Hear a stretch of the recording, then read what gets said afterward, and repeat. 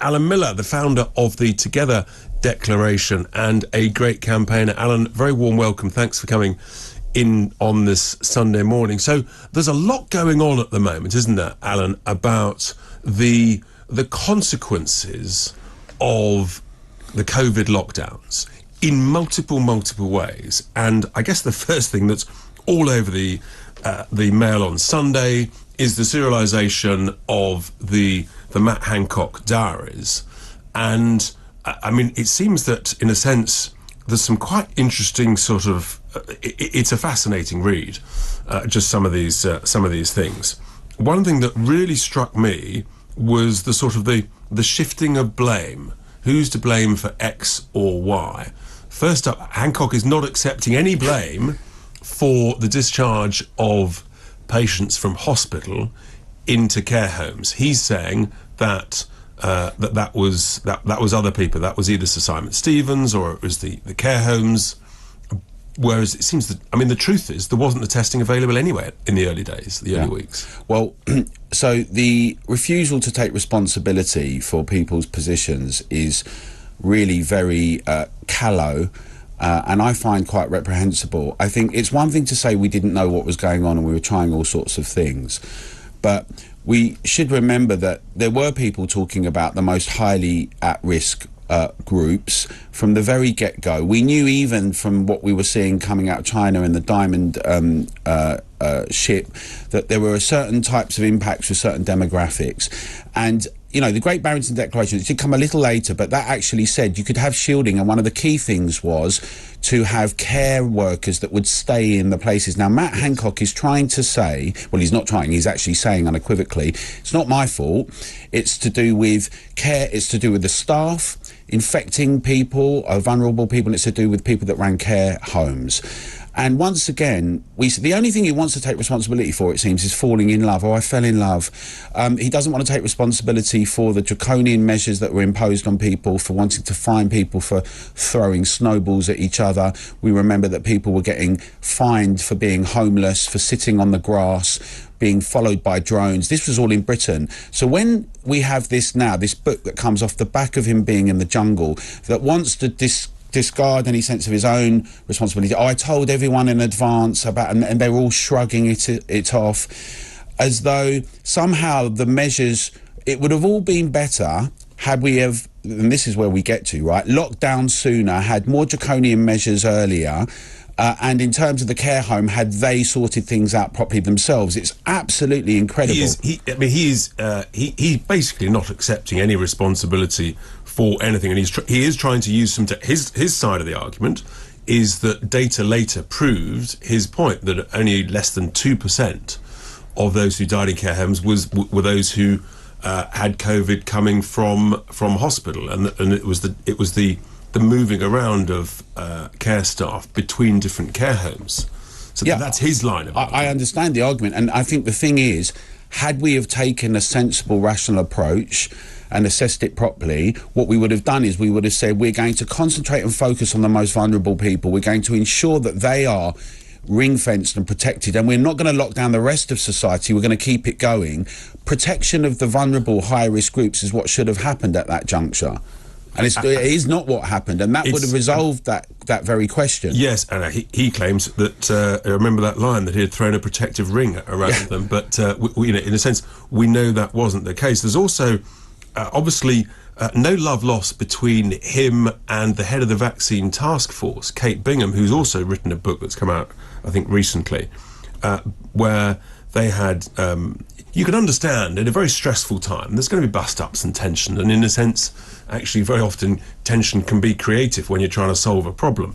But I think one of the really striking things for me was that Kate Bingham really appears to be in the view that you should only be vaccinating the elderly. She only wanted to order about 30 million vaccines, whereas Hancock was insistent on ordering 100 million plus. And that sort of infers that he knew very early that he wanted to vaccinate almost the whole population, whereas Kate Bingham was focusing on vaccinating the elderly and the vulnerable. And we should remember within all of this that these things are not in isolation. So the whole strategy and approach of having a behavioural insights team, a psychological unit, that we're ramping up the fear, that we're saying that everyone is at huge risk all the time. Not only don't kill granny, but look at the consequences for everyone else. I agree. I think that from the get-go, the idea was this was going to be the catch-all solution for everyone. And rather than assessing it rationally and scientifically, if you would, and saying, how can we logistically work these things out in a way that we can keep society running, but we can protect the most vulnerable, what ended up happening was it became a whole, this is our way to freedom. And everyone's got to get it. It became very coercive. And I really think that it's important that we have these conversations now, because Matt Hancock's trying to rehabilitate his position. And a lot of people are coming out, as we've seen with Chris Whitty and Balance now, saying, look at the consequences and the damages and harms. This is why it is important we have this discussion now, because actually, look, we've all suffered from lockdowns, some more horrifically than others, but we have to learn the lessons and we have to be brave enough. And I think politicians and the experts, they have to be brave enough. Look, this is what we got right, this is what we got wrong, and the consequence of lockdowns. I mean, the printing of hundreds of billions of pounds, the inflation that's caused is partially responsible, of course, for the cost of living crisis. The fact that the economy was sort of put on hold, the fact that millions of people were basically paid to sit at home for far too long. And we've now got 1.5 million more people on COVID. But just your thoughts on this other consequence that appears to be coming out of lockdowns, which is the lack of immunity in some of the youngest children, sort of 0 to 5, 6, 7-year-olds, who are now suffering and tragically some even dying of strep A. Yeah, I mean, it's really, really terrible. And we know that when you isolate and separate people, and you don't allow children in particular to be amongst one another and let those things all, their immunity builds up through their interaction with one another, you have consequences. And this is looking like it's one of the consequences. There are many consequences. Strep A is a very serious one. There are obviously all the damages of the lack of education, of the way that the development of young children has worked, some of the impacts of those who are at the most vulnerable sections of society that we've seen.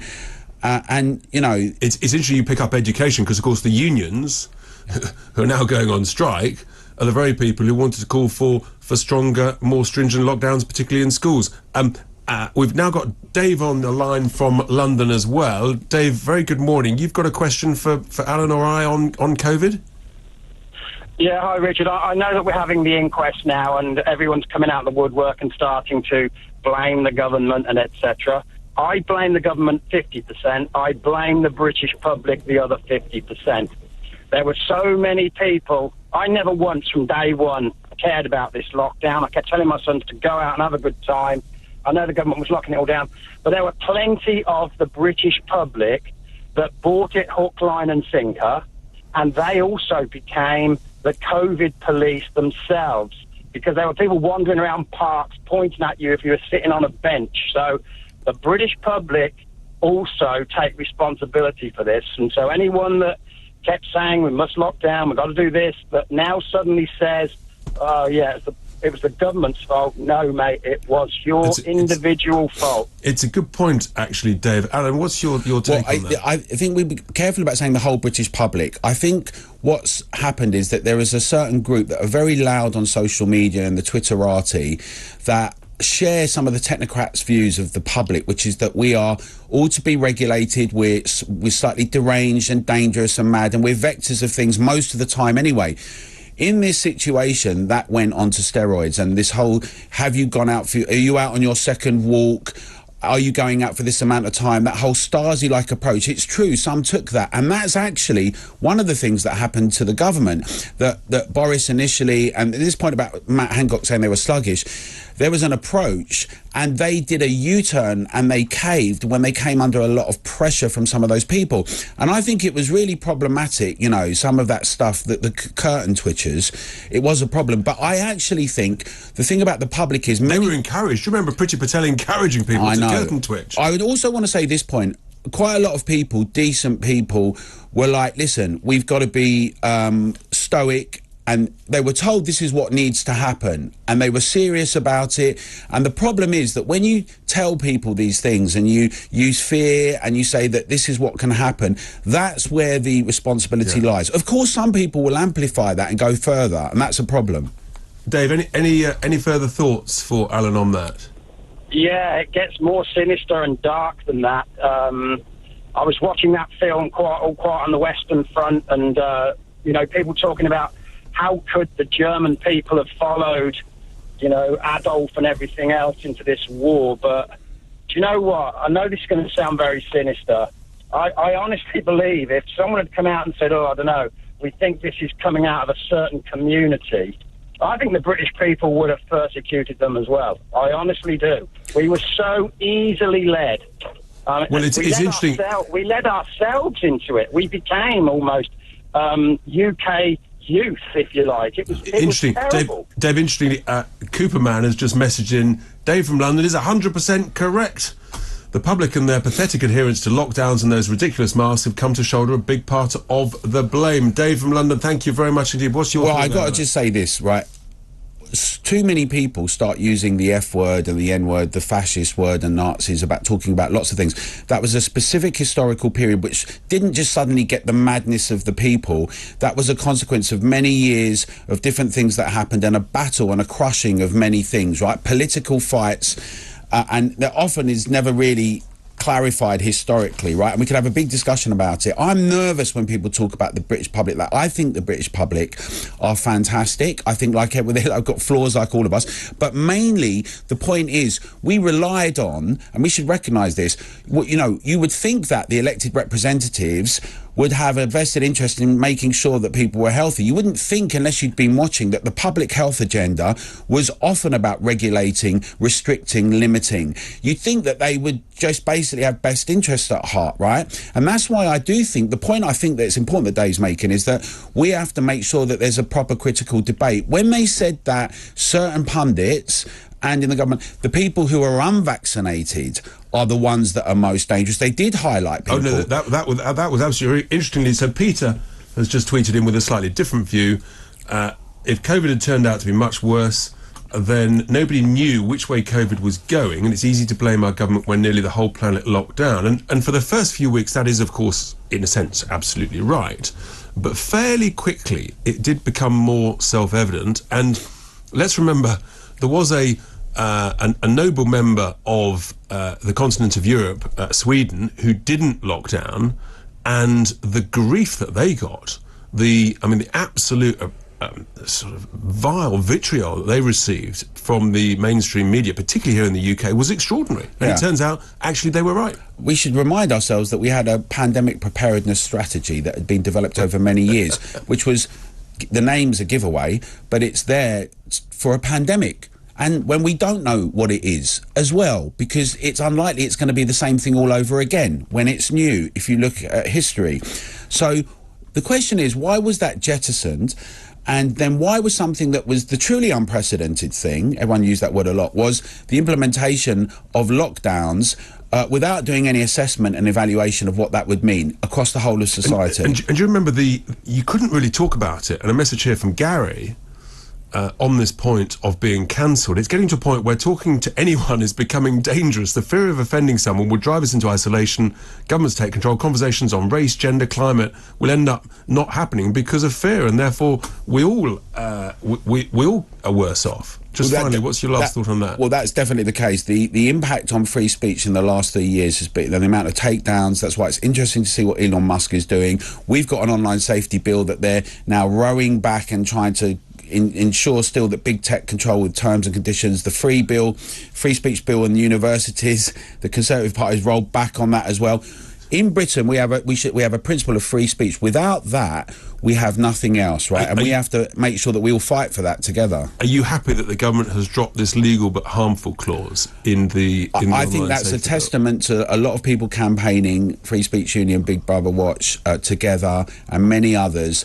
But the fact that they're still going to use big text term and conditions and their interpretation of things means that we've got a big issue still. and that we're saying it together in the Together Declaration that we want people to be involved themselves in lobbying their MPs and councillors and nationally to say we want free speech.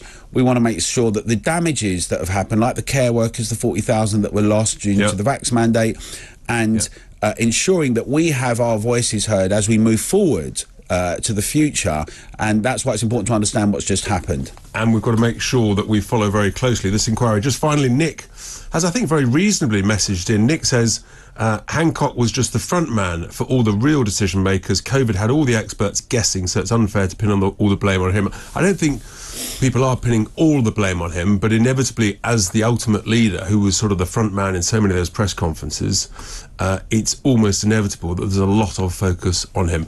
Alan Miller, thank you so much for being with me here in the studio this morning. That's Alan Miller of the Together Declaration.